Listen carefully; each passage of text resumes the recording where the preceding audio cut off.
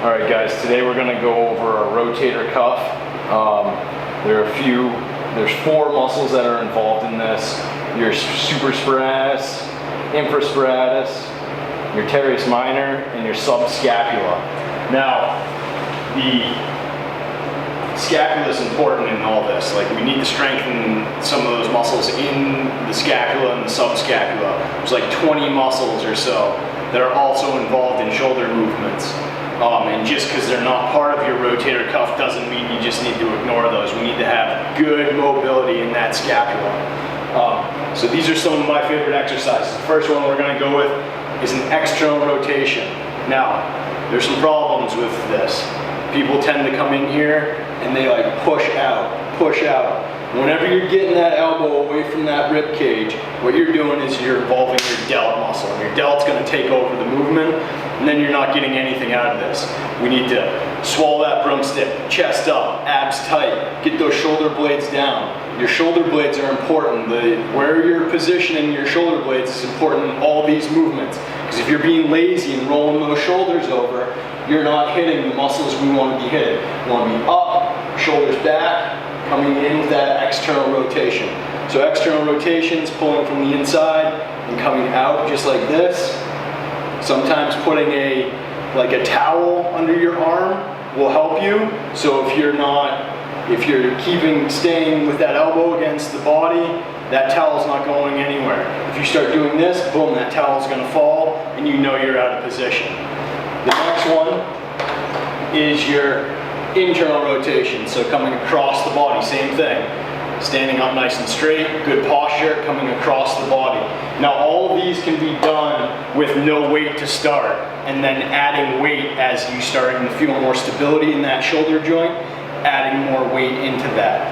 All right, the next three exercises. So I'm using an incline bench here. I'm gonna get my chest into that incline bench. I'm coming in and I'm lifting my arms straight up. So these are your eyes. Coming here, straight up, arms nice and straight, getting that good elevation. Next, you're coming in with your T. So you're coming out to the sides, getting those shoulder blades to come together. And then your Ys, you're coming out at 45-degree angles and getting the same thing.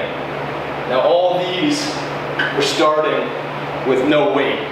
But as you start to build that strength and confidence in that joint, we can start adding light weights, 1-pound weights.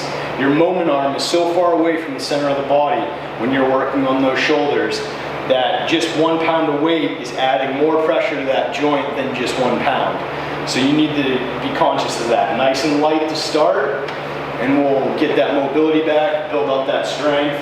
You need to walk before you run. Take it slow. And then another good one would be having dumbbells. You're here, thumbs are up, and you're just raising up to about the ears or your forehead height and back down.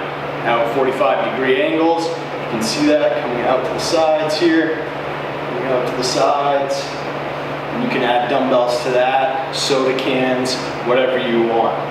Another good one, kind of more old school, but for people who are having chronic shoulder issues, coming over here and trying to get on this, and what we're doing is we're just hanging.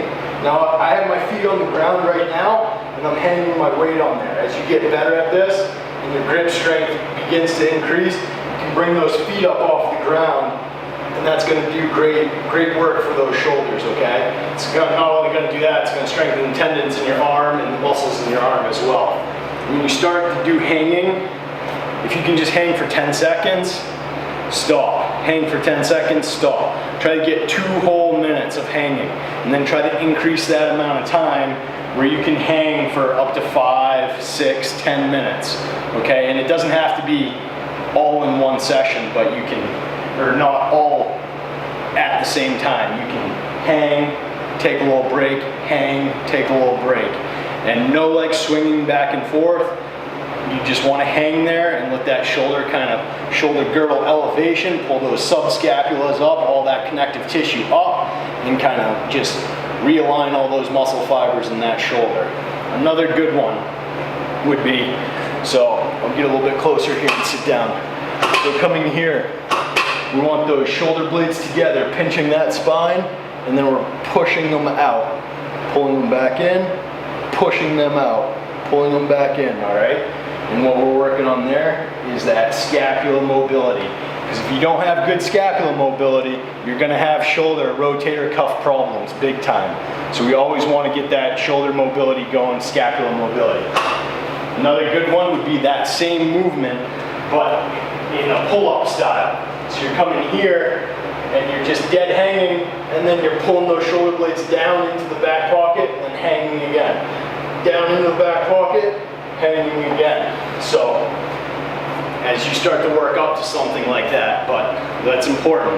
Don't forget the mobility of the scapula. It's a very important piece in that rotator cuff. All right, guys, give those exercises a try, and you should just stick with it, and you should start to get more stable shoulder joints, more stable rotator cuff, and hopefully getting that pain out of there. All right, nice job.